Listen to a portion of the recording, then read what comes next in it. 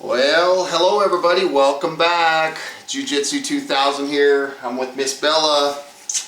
We're here to talk about Alone. Yeah. Oh my gosh, season 6, episode 1. This video is going to contain spoilers, so if you guys haven't seen the show, please turn this off right now. It was a good episode. Yeah, it really was. We just got done watching it. It's fresh in our minds. We're ready to hash out some of our thoughts. Yes.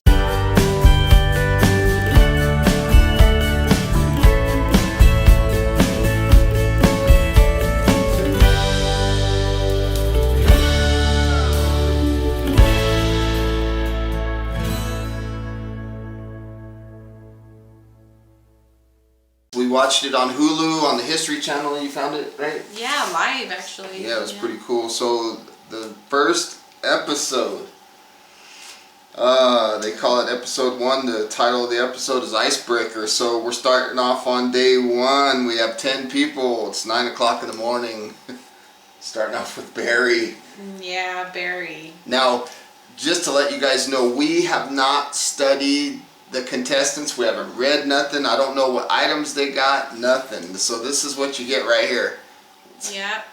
We got Mr. Survival Guy, and I'm kind of doing like my viewer type opinion on how I'm seeing things as we go. So you want to start out with Barry? Sure. So gosh. What do you got for him? Well, I got some notes. Let's see what you got first. Okay, so he's dropped off. He's doing his self shot at the very beginning, and he's talking about the helicopter leaving and how things get so quiet. And then you hear the helicopter circling back around, and he's kind of like, what? What's going on here? They brought his beanie cap. Apparently he left it in the helicopter, so they bring him his beanie back. He needed that. Yeah, he's a self-defense instructor. Wonder what style. Doesn't say, huh? It just said. No, it doesn't. It doesn't say anything about that. Pretty much like he has really no official outdoor training, it said. But he grew up doing the outdoor thing with his family. He was actually homeless at one time, it said. So, Crazy. you know, he knows how it is to struggle out there. Crazy. Yeah. And they are at Slave Lake up in Canada. And there was a note on the screen. I don't know if I wrote it right, but it said it was the 5th largest lake, I'm wanting to say, in North America. I think you're correct. I think that's Is that right. what it said? Yeah, I didn't write that down, but Yeah. I remember seeing that on there. Crazy. He sees some moose scat right off the bat. And I noticed that they said that the launch was mid-September. And it was kind of weird the way the way I saw it, that Barry, it looked like they dropped him off on the top of a plateau or something. Yeah. It's kind of weird. What else do you have? Pretty much that I'm getting the gist of it, that he's really in for baiting in some of that big game. Yeah. For his food source. Kind of looks like that. Yeah. So far, you know, as it goes along, it kind of changes a little bit. He got some 20 gauge wire that he used for some small game. The squirrels were kind of bothering him a little bit. Some snares, yeah. Gosh. Yeah, nuts. Want to move forward to Nikki? Yeah, let's do it. Okay, so we're still 10 people. All right, so this is the first female that is showing their face on there, and I'm really excited about Nikki. One thing about Nikki that I liked that she said was, I'm not doing this to prove the strength of being a woman. She's doing this for her. And that's what I like. It's not that cliche, like, I'm out here, I'm going to show it for, you know, our gender, you know. So, like, good for her, you know. Get out there and really show them what you got. Not that that's wrong. No, that's not what I'm saying. No, I know. Okay. I thought that the opening shot that she had was really cool. She's carrying this 65-pound Pelican plastic case full of camera gear. And it just, as a YouTuber, I can appreciate that so much, the amount of effort that she's putting into that. Because she's got to go set the camera up, to drag this box full of camera gear over 65 pounds. I know, I wrote that down too. I thought that was crazy. Yes. I thought for sure that was like her luggage or something. I'm like, oh, come on, girl. It was crazy. But it was camera gear. 65 pounds. That's a lot of calories to exert just to carry around some camera gear. Yep. She's been living off the land for a year and a half in Vancouver Island, or near Vancouver Island. I noticed that she had a Mora knife. Yeah. I'm a huge Mora fan. By the way, while we were watching this, we were not allowed to talk about I wanted to say stuff so bad, like he would say a little bit, but I remember you saying, "Oh look, Mora knife." We wanted this to be live, like our thoughts are that we're sharing in front of you guys, not with us doing it behind the camera or off camera rather. She found mushrooms, and there was mouse poop on top of them. She hears a low rumbling sound, like a growl or kind of sound, and it showed a glimpse of this animal, and I was thinking, is it a bobcat? Is it a mountain lion? No, it was a lynx. Yeah. And that's one thing I did tell her.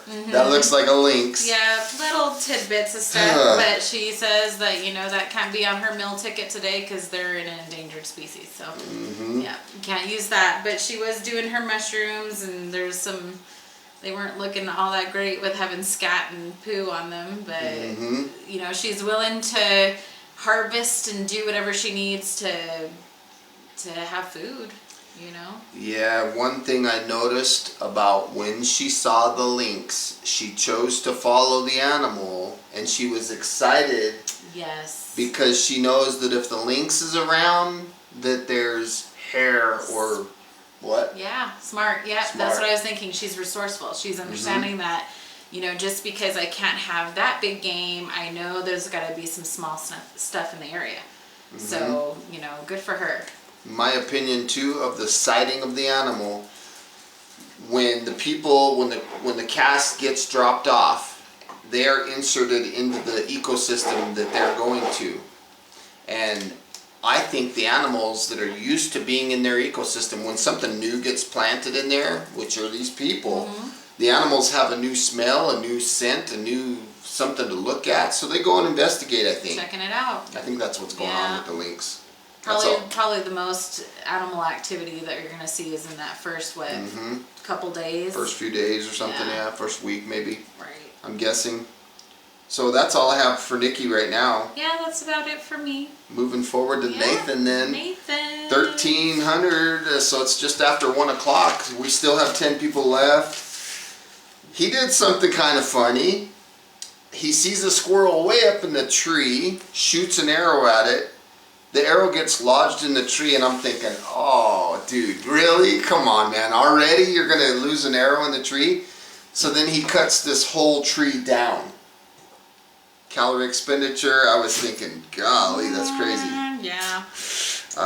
Then he decided to sleep under the stars for the first night. He said the weather looked like it would be okay.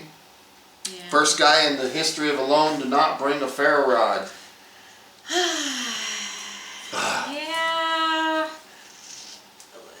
I am glad that, he was thinking of that, because instead of bringing the ferro rod, what did he bring? He brought, in place of that, a gill net. Very smart, so, that's really something cool, is like everyone's bringing their ferro rods, and this kind of gives us space for something else, because he's confident in his fire building and making skills. But he has a hard time. Yeah, he's going to struggle. Struggle. Up there. It's 33 degrees outside. Yes. Having a really, really hard time getting the dust. Then ends up having to go out and find a couple different species of tree. Yep. To see if he can find something else that's going to work. He finds what he thinks is an aspen. So, all in all, I think that ended up being what worked for him. Yep. It took a lot. He was after it for over an hour the first time that they showed him. And a full day working at it. I think that he ended up not getting a fire for a while. He didn't get a fire till day 3. Day 2 or 3, Yeah, I think it was day 3. Crazy. moving forward, we're on day 2 now, talking about Tim. It's about 8 o'clock in the morning, 55-year-old guy. And he said that he gained weight for the show. Said he was up to 225 pounds, decides to go hunting. He seems confident. I think a little overly confident, personally. If I remember correctly, one of the things that you said is, I think he's scared. Yeah. And I'm right in here and said, Skeet says he's scared. I said, I don't think so. I think he was like Mr. Manly Man, you know. He was actually a hunting guide, you know, back home. So I'm thinking like, this guy's gonna really bring out like his bow and arrow, and he's gonna go get some big game right out of the bat. He says that, you know, he was ready for the challenge. He's an older guy, so he's wise, he's experienced, you know. I was pulling for the guy, but when he first says, I gained 225 pounds, yes, that's good. But older guy, some extra pounds on him that he's not used to, something could happen. Yeah. You know? I noticed that there was a shot, one of the shots that he did, and it looked like aspen trees behind him. It looked like white aspen trees. So I took note of that because I'm thinking about Nathan, who's trying to make fire. See, let's go forward to Barry. It's still day 2. He had a Dutch oven. He said he's going to make some squirrel poles because the squirrels were climbing up and down the trees and they were scaring all the birds and letting the birds know he was there. So he had some snare wire, and what he did was he took when he made the snares, he had a little snag wire on it. He said that helps. I've never seen that before. He shoots at another squirrel with the bow and nails it. Headshot. Right. Boom. Between the ears. Go through the ears. Yep. That was pretty impressive, and that looked like it was kind of far away. Yes, it did. So you know, I was pretty impressed. But how much meat can you really get out of a squirrel, though? Yeah, but it's a game of calories. Yeah. Oh man, yeah. protein. I fat. mean, he was happy. He said that's a start for the day, pretty much. He says. Pretty crazy. Moving forward, we're talking about Nathan, still on day 2. He wants a fire. I think she kind of touched on it earlier. He wants a fire, but he says he trusts the water for drinking. The water looked clear. And I kind of agree, because they're in Canada. There's not, you know... I'd be scared. It's a risk, but that's a huge lake. Yeah. So his shelter I took note of. He had, looked like a tripod, and he had a ridge pole, and the ridge pole was connected to like another tree, and then he had an A-frame type tarp set up. Big tarp. What did you think of that? Thought it was cool. You thought it was pretty good? Thought it was good. My first thought, and just because I'm not like a huge survivalist, is I'm thinking that it's going to get cold, and it's going to get cold fast, is that shelter obviously isn't going to be a good shelter to have. True. And long term. And also like the conduction or whatever, like the wind. And to me, I just felt like it was too tall. It was too big. Like one person, you want to kind of like slim it out a little bit and get it closer to the ground. I agree. That's kind of where I was thinking. I agree 100% on those. At night, he hears a sound, takes off his little hat so he can hear better, and then the game cam catches a moose. So this is where I'm confused. Okay, this moose is like right then and there. He's wide awake. Correct me if I'm wrong. Why aren't you? Can you shoot? Can you kill him? Oh yeah, they could shoot the moose. Was he scared that he wasn't going to do it? I'm just saying, a live animal comes into your camp. He probably didn't even know it was there because it's caught by a game cam. Okay. To me, I just thought like you can see it on camera. It looks like it's like going right by his tent. How far away is that game cam? He knows it's in the area. Could he have got it? It's possible. You know, I'm just thinking like that's a huge meal ticket right there. Yeah, that would have been huge. So, That would have been a I don't game know. changer. To me, I figured, was he just not wanting to deal with it and just stay in his tent? I don't know. I don't know. It's cold. Let's move forward Okay. with Nathan. Okay. Let's see. We're on day 3 now. 1 o'clock, 1:24 in the afternoon, 47 degrees outside. He found, I think he called it a schooler's willow wood. He went out and he said that he thinks that's related to the aspen, which is one of my favorite friction firewoods, aspen. I love aspen. It's such a good wood for friction fire, very soft wood. So me, as a primitive fire guy, a friction fire guy, I'm looking at his bow drill set. I'm looking at his bearing block, his spindle, his hearth, his bow, his stroke, if he's short stroking it or long stroking it. What did you think? His technique looks good. His set looks solid. He knows what he's doing. Okay. This isn't his first rodeo. So do you think essentially he just had a really hard time finding the right type of wood? 33 degrees out that first time he tried. Yeah, and wrong species, or maybe he was tired. So the game kind of changed for him on his fire making from changing the species of wood. I think so. Okay. I think that made a Alright, difference. okay. Or maybe his determination got stronger. Well, yeah. What, day 3? Day No 3. fire? You're cold? Yeah. He said this was the most difficult fire by friction that he's ever done in his life. In his life. That's a bold statement. My fear is, as the show goes on, he's gonna lose some of his dexterity when he's not. If he's not bringing in calories, he's gonna be a low battery, and it's gonna be hard. It's gonna be tough to keep that fire going.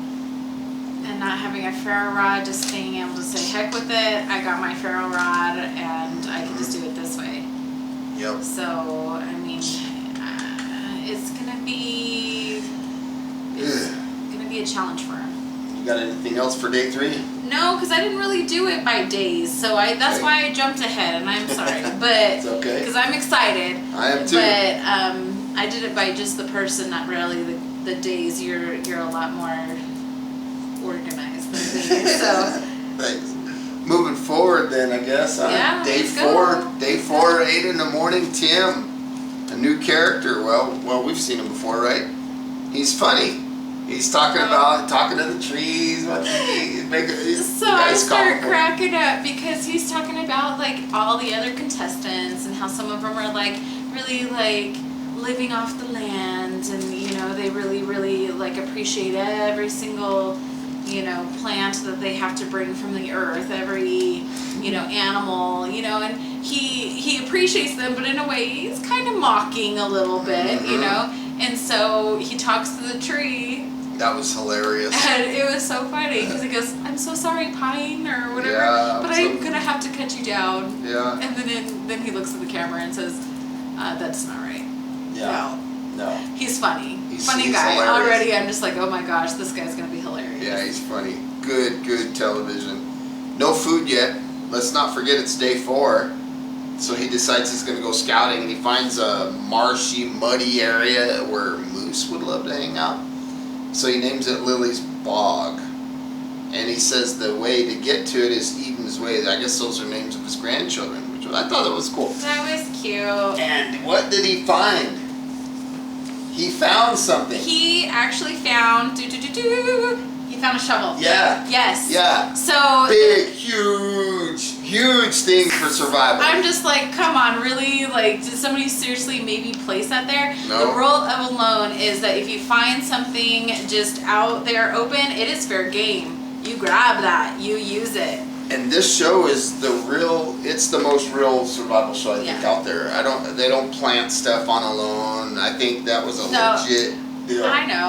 I'm just like, for real, like, how lucky could this guy be? Like, cool, grandpa out there naming the Eden's Way and the Lily's Marsh and this and that, and here he comes upon a shovel. Yeah. And I'm just like, how perfect can things be for this guy? He hasn't eaten in 4 days.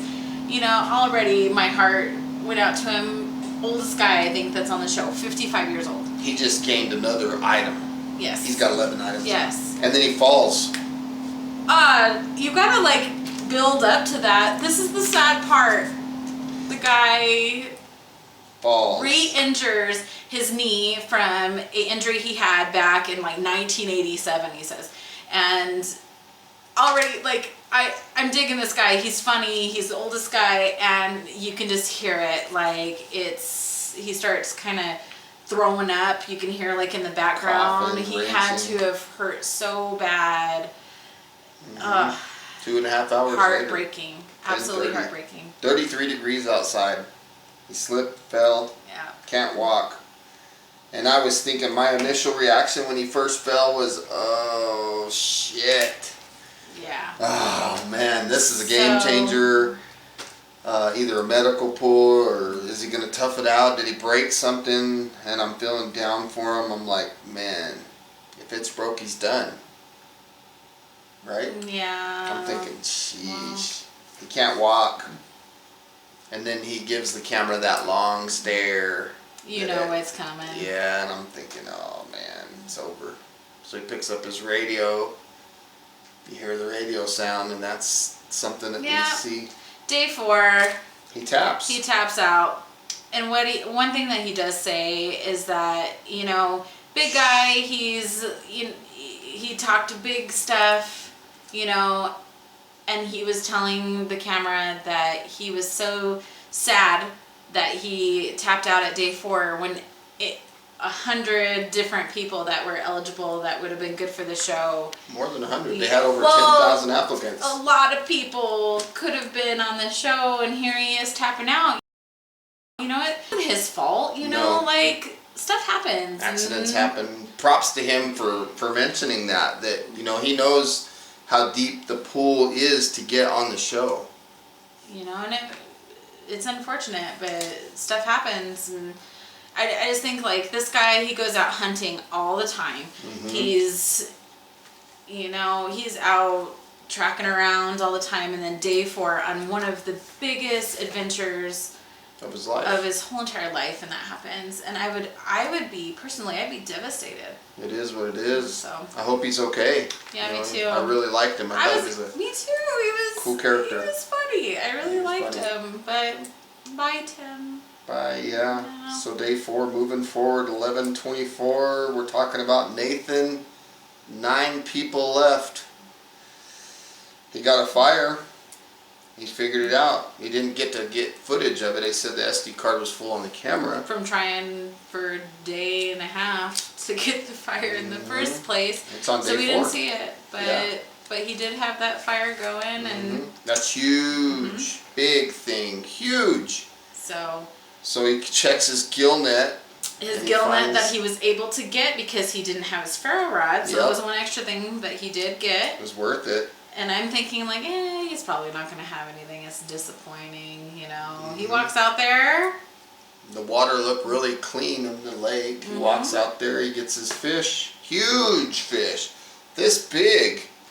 I bet you that fish weighed 40 pounds or 30 pounds. It's huge. Yeah. Big fish. So one thing that he did actually get, just like, you know, Tim got his shovel, he picked up like a 5-gallon bucket gas can that he had kind of cut out, and he piled in all of the fillets of fish into that. It filled up the whole thing, so you can just imagine how much fish that was. It wasn't just dinner. I mean, we're talking probably a good 20 pounds or something. I don't know. At least 10, 20 pounds. Yeah, he'll have fish for a while. Huge just off that one fish. The question is he going to cook the meat, or is he going to jerk some of it, or cook some and then jerk some? Because if he tries to cook all that fish, it's not going to last. He needs to make jerky. Yeah. So I'm hoping he does, because right now is the time to do it. He's got a fire. Who knows if the weather comes in, the fire goes out, and he's got all this fish, and it's going to go bad. I don't know. Have you had fish jerky before? It's excellent. Really? That actually sounds pretty interesting. Very I good. would try it. I would try it. Very good. Yeah, You should jerk some. So yeah, the 5-gallon bucket. What else? Let's move to day 5. Talking about Nathan. 8 o'clock in the morning, 9 people left, 30 degrees outside, it's snowing. He says, what? Yeah, it's snowing already. They get there in perfect weather. I mean, yeah, it's cold, but the sun is shining. It's, you know, they're thinking, I'm sure they're all thinking, that they're going to have a little bit more time to prepare for the snow to set in. You know, a lot of them like to do some harvesting to make sure that they set up for it, but already it's day 5 and it's snowing and it's accumulating fast. He's already got a 1/4 inch snow on the ground, and he's working on his shelter, working on his camp setup in the snow. Yeah. That's got to be such a challenge. And one thing he did say, because we were talking about Nathan's shelter and how I thought it was too high, he does talk about it when the storm is starting to set in, that he's going to start putting some walls on that bad boy. Convection's going to roll in. But I'm just kind of thinking, like, shouldn't you do that?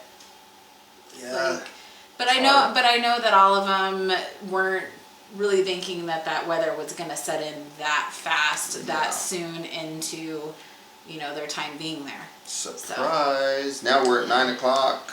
We're talking about Nikki, another character. She was in the trailer, I think, for the show. She's singing her fish song. Come on, fish. Come on, fish. Yeah. And then she says it was windy and she wasn't expecting the snow this soon. It looks cold out there. Whew. And then it goes to, we're on day 5 already. Day 5. Pretty much it just kind of does its rounds around day 5, you 10 know. o'clock. Yeah. Of pretty much telling us how cold it is, and the snow is just really starting to set in already. I mean, we're in the Arctic. It goes to Barry. Barry's talking about it. It looks cold. Ah, it looks cold. It's going to be interesting. I'm wondering, like, after all this, the big game is pretty much not around, you know, these people are going to have to, what are they going to be relying on, you know, as far as food sources after, you know, the storm comes in? It's tough to say fish for now, but as the temperatures drop, the fish drop too. They go down into deeper waters, and if that lake freezes over, I'm not sure. I don't know. I'm curious to see what happens and what they're going to be using for their food source. And large game seems to move a lot more in the colder temperatures, so it's probably going to be a little more active hunting on their parts to get some game. Mm-hmm. Somebody got a big game animal though, because at the end of the show, after it talked about Barry, when they did that closing, they kind of give you a sneak peek of the next season. Somebody got, what was it, looked like a moose, and someone else got a bear. Like I a thought bear? it was. Yeah. I think it was like a smaller bear. Yeah. And yeah, so we'll see what good. happens. You know, some of them are eaten. They just haven't introduced the other characters, and I'm super curious. Like we said, I didn't do any reading up on these people. He showed me a picture and kind of gave me like, you know, this is this person, this is this person, but no background. So as the next episode comes in, it's going to introduce some more people that I'm real excited to see. Me too. And as we get farther into these commentaries, I guess you'd call them, you know, we'll be able to have more of a mindset as far as what they're thinking. Yeah, who we're rooting for, I guess. Which I don't know if we're going to see eye to eye on that. No, we'll see. It's going to be interesting. And so I'm excited to join you on this and Me too. Make it a little bit more, you know, exciting. Another perspective, right? Yeah. Got Mr. Outdoorsman over here, and here I am. It's just kind of like my regular point of view. I like camping, but you ain't going to see me doing a bunch of bow drill fires and stuff. But I have learned a lot from your expertise and things that you like to do. So, well, thank you. Aww. So that's it for episode 1. Yeah. Got anything else? Is that it? No, I think that's it. That was fun. Yeah, that was it. Episode 1 was good. So if you guys haven't seen it, and by the way, since this is the first episode, I want to let you guys know there will be a playlist. It'll be Alone Season 6. So that's where I'm going to put all these commentaries as the season goes. So I hope you got some good, useful information out of this video. It was fun. It was fun. I had a good time. Please leave your comments down below and let us know what you think, and we'll try to respond when we can. And we'll see you next time. Bye. Bye. See ya. Later.